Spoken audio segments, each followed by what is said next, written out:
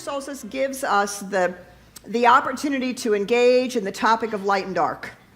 Right? It's the darkest night of the year. We all know the story. It's the darkest night of the year. And of course, the winter solstice is where we received the inspiration from Northern Europe for our Christmas tree. It was originally a winter solstice tree.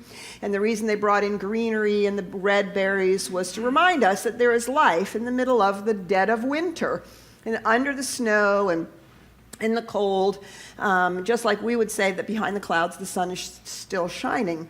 And so this really ancient tradition is an opportunity to remember that in the middle of darkness, light is still shining. And the darkness, of course, is usually considered from this ancient tradition to be problematic. It feels as though the dark is swallowing up the light because the days are getting shorter and shorter and shorter and shorter. And so darkness has been traditionally associated with, something not so great, right? Darkness is something to be avoided, gotten out of, and for God's sakes, could we please just bring the light into the room so that we don't have darkness? Now, I don't know how many of you used to go to the winter solstice that Amy Martin put on here. We used to have a huge winter solstice for 20 years, and CSLDallas was involved in it before Amy Martin shut it down. She was simply no longer able to continue to do it. And it was the largest winter solstice celebration in the United States for many, many years.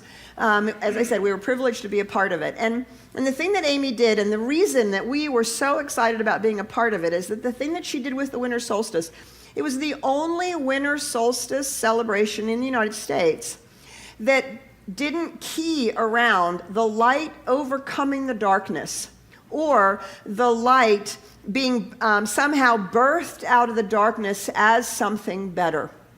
Actually, in every single winter solstice that we were a part of with her, there was always a 3 to 5 minute period right in the middle of the program of darkness.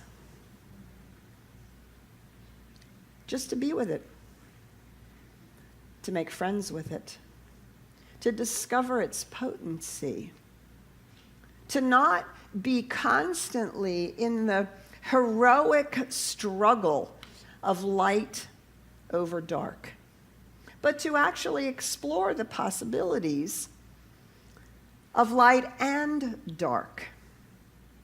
The ancient Hindus understood how critical light and dark are. They called this the pairs of opposites, that light and dark are fundamental to the expressed physical world and the human condition. We see it represented in the yin-yang symbol, right? Light and dark. And if we are unfamiliar with the symbol, it looks as though they are somehow trying to take each other over, right? But if you recall from the yin-yang symbol, that inside the black portion is a white dot, and inside the white portion is a black dot. And what the yin-yang symbol actually represents is that light is being birthed out of darkness, and darkness is being birthed out of light. And that it is actually the two of them together that make a wholeness. And so rather than thinking about light and dark as opposites, we often think of them as complementary. And what I hear in metaphysics a lot is, well, we wouldn't know what the light is if we didn't have dark, right? And light and dark is all about the contrast. We need the darkness. We need the hard times to teach us lessons. We need the darkness, or we wouldn't understand the light. We need sorrow, or we wouldn't understand joy. Okay, in the Gospel according to Petra, I think that's nonsense. I don't subscribe to that. I don't think that it's about. I don't think it's about that. I think that light and dark are more than just complements. They're certainly more than just opposites, and they're more than just complements. We don't have darkness so that we can experience light. I think there's something much more valuable going on. And I think it's an opportunity for us to explore the constant relationship with absolute spiritual truth, the light of the divine, the love of the divine, in the complex, paradoxical human experience, which seems to include a whole host of experiences, some of which we might call dark, and some of which we call light. We had an opportunity to really explore this a little bit as we went on our trip to New Zealand. We took the New Zealand trip because they did all the Lord of the Rings and Hobbit movies down there, some of my favorites. And actually, I love the books a whole lot better than the movies. So we used the hero's journey as an opportunity to explore in our spiritual practice while we were in New Zealand. And one of the fundamental questions in the hero's journey is, or the fundamental quest is often for the light to be found in spite of the darkness, or for the darkness to be overcome. So one day while we were in New Zealand, as we were exploring the hero's journey, that day we had the opportunity to go into these caves. So we walked for quite a while on a metal, like a metal boardwalk, a metal walk, if you will. We walked through the caves, a little bit of light here and there, lots of big rushing water. And they told us when we got to the end of that, we were to be completely silent. And we got into boats. And as we got into the boats, then the lights went off. And we floated on the river in pitch darkness into the caves. And they suggested that we keep our hands and feet inside the boat because these weren't like really large caves. This was a small passage that had been carved out by this water. We learned later that literally the guide was pulling us along on a rope, making sure that we weren't scraping the sides. What were we looking for? We were looking for glowworms. We were looking for glowworms. How many of you grew up with fireflies? Right? Cool, right? I remember catching them, putting them in the jar, and then being all sad that they died. And so I learned not to do that anymore and just to watch them out there. Well, these glowworms are the same principle. They glow at the end, and they're on the one hand attracting mates, but more importantly, if it's dark in the cave and you're the only thing glowing, where do you think the bugs go? They go to the light, absolutely. So it is a clever opportunity for them to capture their meals. A bunch of glowworms on the ceiling, they're called a constellation because that's what they look like. So as we entered the cave that morning, I had suggested to our group, your contemplation while you're in this cave is what's the difference between dark and evil? What's the difference between dark and evil? Wondering whether there actually is one and what it might be. And what we experienced as we went through this time in the cave, and gosh, I don't know, we were there easily, what do you think, 45 minutes? We were floating in the cave, 45 minutes. Some of us were a little like, we're going to be in a cave, in a dark cave for 45 minutes. Let me just tell you that there was no claustrophobia, it was breathtakingly amazing. And as we unpacked the experience, what was so amazing is how people talked about, first of all, how safe they felt. And that the dark can actually be nurturing and comforting.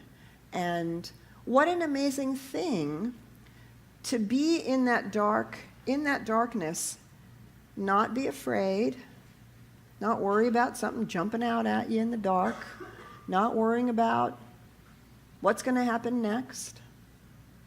To just be in the darkness. And we discovered in the conversation that dark and evil are actually not synonymous. But we have, in our culture and in the heroic journey, And in the whole press toward enlightenment, in the whole press towards going up to the divine, we have embraced this idea that the darkness has to be overcome. And we have equated, in many cases, dark and evil. And yet, one of the things that I always have found so astonishingly interesting is when you think about evil, the word evil itself, do you know what it is? It's simply the word live spelled backwards. I mean, think about that. I mean, I know that's maybe not true in other languages, but I think there's something deeply metaphorically true about the idea that evil is simply life being lived backwards.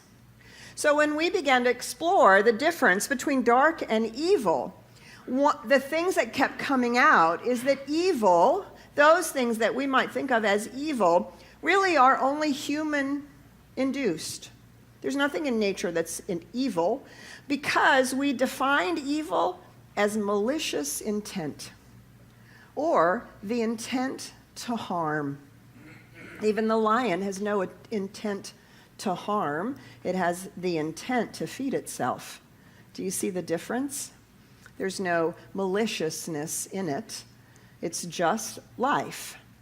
And the ability to begin to take these two things apart and recognize that those things that we call evil might really only be those times and places where we as human beings seek to live life with our back to the light, with our back to truth, with our back to the spiritual reality. And that it really has nothing to do with the dark. What qualities might there be in the dark that we would want to embrace? Well, here we are at the winter solstice, the longest night of the year. What's happening in your garden right now, in your garden, with your trees, in your backyard right now, as it's cold and all the leaves have fallen off the trees, all the perennial flowers have died back. What's happening in your garden? Do you know? Rats. They're cleaning it up, absolutely. You can see the critters better. Life is being born. How so, right? Life is being born, but where? Underneath where we can't see it, right? The garden looks dead, the trees look dead, everything looks dead, but it's all doing that. It's all of that has died away so that the energy of life can grow the roots. The roots are being grown underground where we can't see it, in the nurturing, quiet, dark, under the soil. And what a profound opportunity it is to think about darkness, what we might see about darkness. So the other thing is that we talked about, when you have an intent to harm, you don't see that which you are harming as part of yourself. Because if it were a part of ourselves, we would not have an intent to harm. And when we have an intent to harm ourselves in some form or fashion, we understand that that's a pathology, right? When people are either doing harm with substance abuse or harm by cutting themselves, it's actually a pathology. And we seek to heal that.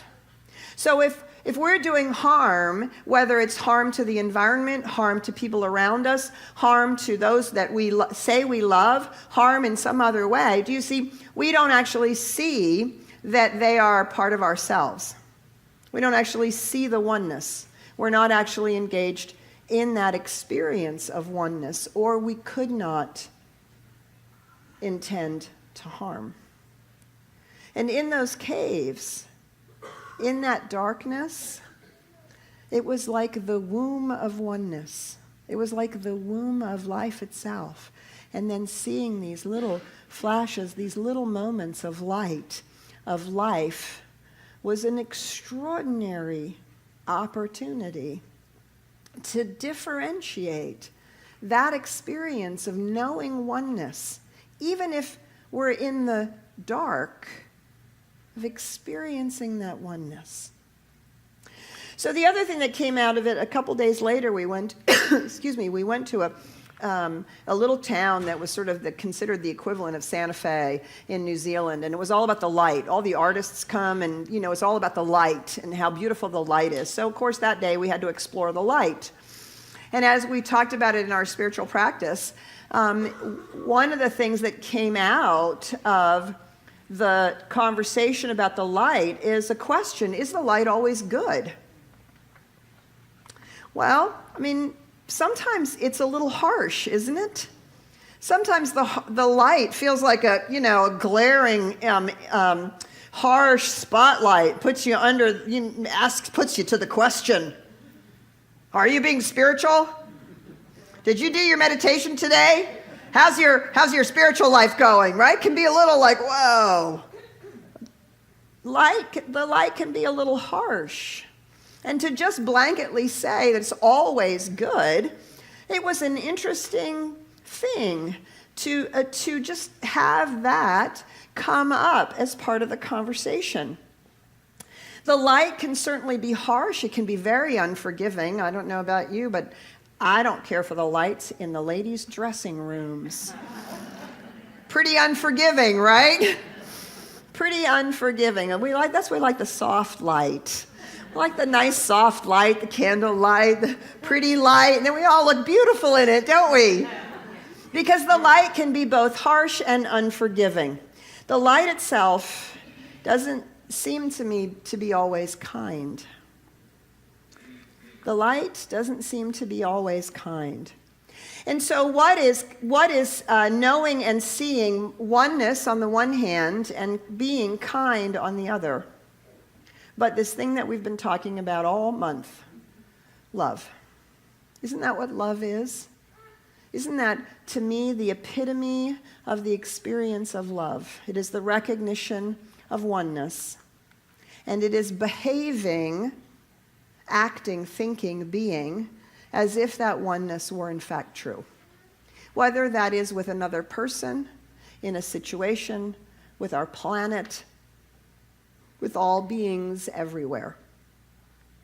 That the ability to be and see oneness and the ability to be kind is the epitome of the flame of love that we've been seeking to fan within ourselves all month. So when we fan the flame of love, we want to embrace both the dark and the light in this human experience for what it has for us, not as opposites or complements, but actually as opportunities to love. When we find ourselves in darkness, or we are being what we would call dark ourselves, it is an opportunity to love, to connect, to experience oneness, to presence oneness. And when we find ourselves in light, perhaps in the harsh or unforgiving experience, either as it is being beamed on us or we're beaming it on someone else, what is that but an opportunity to be kind? So we could ask ourselves, this winter solstice, how do we love? How do we love? How do we love when we feel that darkness? And how do we love when the light is a little too bright? How do we do that?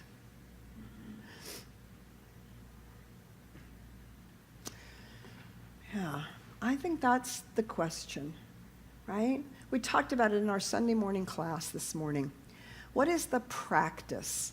Not just the theory of it. Oh, it's nice, it's the longest day of the year. Oh, we're going to celebrate darkness. Oh, yes, blah, blah, blah. We do it every year. Same old, same old, same old.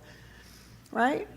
But it's not enough to actually have an intellectual idea about it. We must actually engage in the practice of the things that we learn and talk about. So how do we practice connecting and being kind? especially when we don't feel like it, right? It's easy to do. We have the lovely biblical teaching, oh, it's great to pray for those that we love, but can we pray for our enemies? Right? It's the same thing. The question is, are we practicing being these things when we don't feel like it? Because when we don't feel like it, we're in some other story. We're potentially living our lives backwards. We're turned away from the light. Or we're completely sucked into believing that the experience we're having is real. That it's somehow the truth, as opposed to simply on the continuum of the human experience. So, Winter Solstice calls from us for love in the dark. Love in the dark. So when I'm being dark, or I'm seeing darkness, and I'm feeling uncomfortable with it, I don't like it, how do I bring love into that situation? How do you? So the first question to ask ourselves is, how are we one? How do we think about whatever's going on from oneness? Personal relationship, stuff that's going on in the world, stuff that's going on at work, stuff that's going on in our families, in our money, in our health, in our whatever it is. Feels dark, feels heavy. Do you see, the practice is how do we reframe it, shift our focus so that we think about it from oneness. Oh wait, but I'm connected to this person. Oh wait, somehow underneath this, there is a oneness that's happening here. And if I stood in that place, how would what I see change? How would how I'm thinking about it, how I'm reacting to it, how I'm engaging with it change? And if we find ourselves experiencing darkness or being in the dark in some form or fashion, what might we do with our words? If we are called to connect, if darkness calls us, it's the opportunity to practice love, right? And in the darkness, the opportunity to practice love is the connection and the recognition of oneness. What if our words connected rather than separated? What if we practiced that at our dinner tables, in all those heated political conversations, in all those places where we want to point fingers and say, ain't it awful, and look what they're doing, or whatever it is that feels dark and separate? What if our words invited us into connection and reminded us of the underlying oneness? Then we could bring our values to what we speak without turning our backs, right? Without living backwards, without turning our backs on the connection and on the oneness. We could speak our values, but we could speak them in the context of that. Do you see what I'm saying? Right? Doesn't mean we have to pretend that we agree. Doesn't mean we have to pretend that we all think it's the same thing. But the underlying fundamental truth of connection undergirds and lifts us out of the reactionary fear of the dark. And now we can bring ourselves into it in a whole different way. And then, of course, to ask ourselves, what is the action? How do we act with an intent to connect? How do we act with the intent to connect? Do you see, that's how we have the opportunity to love when it feels dark. And it might be the opportunity to connect with a person across the table, with someone on Facebook, with the planet, with the environment, Are we acting to connect? Or are we acting as if we're separate? Like what we do doesn't matter. Like it doesn't matter if we don't bring our recycled bags to the grocery store. It doesn't matter how much plastic we use. Well, we're just one person. It doesn't matter. Do you see? If we're acting to connect, if we're acting out of oneness, then all of that, despite the darkness, those are opportunities to love the planet, to love each other, to love the people around us. The same is true in the light. When we want to be love, bring love, have light be an opportunity for love. Somebody will probably tell me this afterwards. It's the great quote, before you say anything, ask yourself, is it truthful? Is it necessary? And is it kind? Right? I don't remember who the quote is, but I sure learned it years and years and years ago. I'm more or less better at it, some days than others. Is it truthful? Is it necessary? And is it kind? Or is it at least a kind way to say it? Is it at least a kind way to be engaged? So again, we always have the same opportunities: thought, word, action. It's always the same, right? So those are the questions. How are we kind in thought? I remember Thich Nhat Hanh when I was there in France 5 years ago at his retreat center, and we had an opportunity to hear him. It was amazing. And one of the things he said was, kindness is the ability to think about someone with a soft heart. To think about someone with a soft heart. What does that mean? Without resistance, without anger, without being shut down, without being pushed away, all of that, a soft heart. Now, this does not mean an unprotected heart, right? We do shield ourselves. We don't need to take on negativity. We do get to be in charge of what comes in, but a soft heart also softens what goes out. And what goes out in our thoughts and in our consciousness and the way in which we think about, are we thinking from a place where we seek to be kind? Is it possible for us to be kind in the way in which we hold people or a situation or circumstance? And again, that goes right on into our words, to speak with gentleness when at all possible. It doesn't mean we can't have heated discussions, and it doesn't mean that we can't speak our truth very clearly and profoundly. But kindness keeps us from attacking the other person. Do you see? Right? That's where the line is. I can say what I believe and what I think and what I feel as powerfully and strongly and consistently as important to me. But the minute that I start saying that someone else is stupid or wrong or can't see or whatever that is, do you see, now I'm no longer kind. Because now I'm denigrating or denying the personhood of that other person, and I have forgotten that actually we're connected. So let's not confuse kindness with people-pleasing. Let's not confuse kindness with mealy-mouthed, right? We don't want to be confused.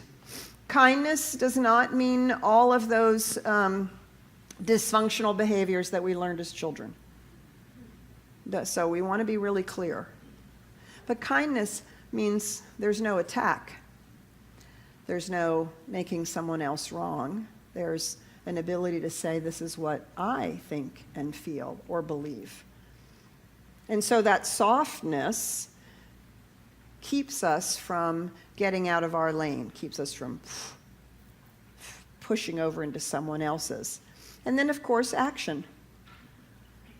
In our actions, when the light is too bright or too harsh, can we engage with it with kindness, which may mean taking a breath, starting again, finding a different way of speaking or doing or being that really allows that connection to show back up again, so that there's an openness in the heart. And so do you see, by embracing both light and dark for the value that's there as opportunities for love, well, that's really becomes the miracle, it seems to me. Gary Zukav says this: "The winter solstice has always been a special time to me, as a barren darkness that gives birth to a verdant future beyond imagination. A time when withdrawal that produces something joyfully, a time of withdrawal that produces something joyfully inconceivable, like a monarch butterfly masterfully extracting itself from the confines of its cocoon, bursting forth into unexpected glory." Do you see, both the light and the dark invite a bursting forth of our love, invite different opportunities for us to be that love to the best of our ability. I love this, what Ralph Waldo Emerson says. You know, I looked for a lot of quotes, and let me just tell you that 99.9% of the quotes out there about light and dark all talk about the light overcoming the darkness, and the darkness, you know, is not good. And again, all those other things I said at the beginning. Well, the darkness is a place where we learn from our pain. And I love this from Ralph Waldo Emerson. This is what I think is really the truth. He says, when it is dark enough, you can see the stars. The darkness has value in and of itself as an opportunity for love, as an opportunity to express and to experience. So I want to close this morning with this poem by Walt Whitman. And as you know, Walt Whitman gave voice to the American philosophical and poetic sensibility in the 1800s. Walt Whitman, in his book Leaves of Grass. Miracles. Why? Who makes much of a miracle? As to me, I know of nothing else but miracles. Whether I walk the streets of Manhattan or dart my sight over the roofs of houses towards the sky, or wade with naked feet along the beach just in the edge of the water, or stand under the trees in the woods, or talk by day with anyone I love, or sleep in the bed at night with someone I love, or sit at table at dinner with my mother, or look at strangers opposite me riding in the car, or watch honeybees busy around the hive of a sunny afternoon, or animals feeding in the fields, or birds, or the wonderfulness of insects in the air, or the wonderfulness of the sundown, or of stars shining so quiet and bright, or the exquisite, delicate, thin curve of the new moon, or whether I go among those I like best and that like me best, mechanics or boatmen, farmers, or among the savants or to the opera. Whether I stand a long while looking at the movements of machinery, or behold children at their sports, or the admirable sight of the perfect old man, or the perfect old woman, or the sick in hospitals, or the dead carried to burial, or my own eyes and figure in the looking glass. These with the rest, one and all, are to me miracles, the whole referring, yet each distant and in its place. To me, every hour of light and dark is a miracle. Every cubic inch of space is a miracle.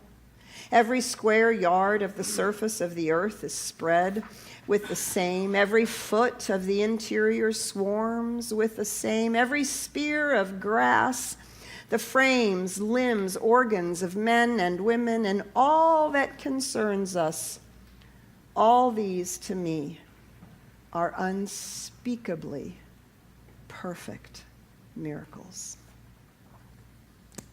Let us pray. So I invite you to go within with me right now, into the quiet, into the dark of our own inner sanctuary. And It is here in this dark and quiet place, in the stillness, that we invite the light.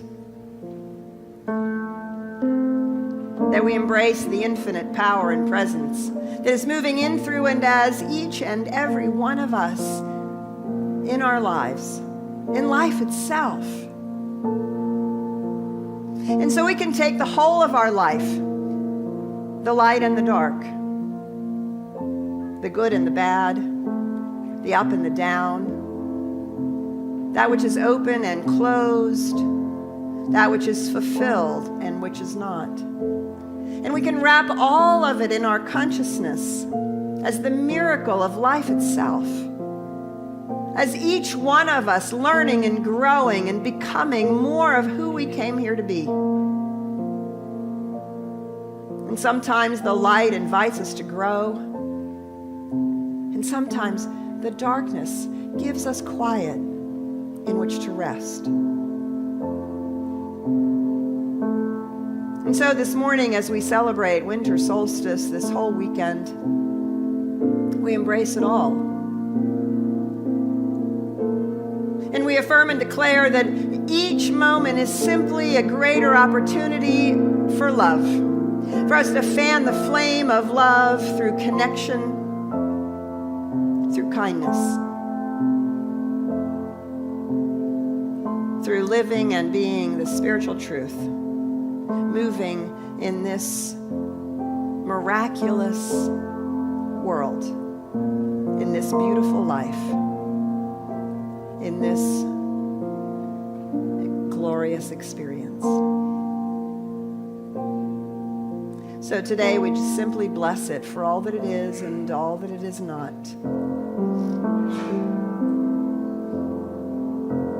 We rest in the calm knowing that truly life is a miracle. We are a miracle right here, right now. We let that be the star that guides us in the darkness and the shade that comforts us in the light. So as we breathe that in this morning, we release these words now, knowing that they are simply truth made manifest. They carry us as we move into our days. So we bless it, we call it good, and we say together, and so it is.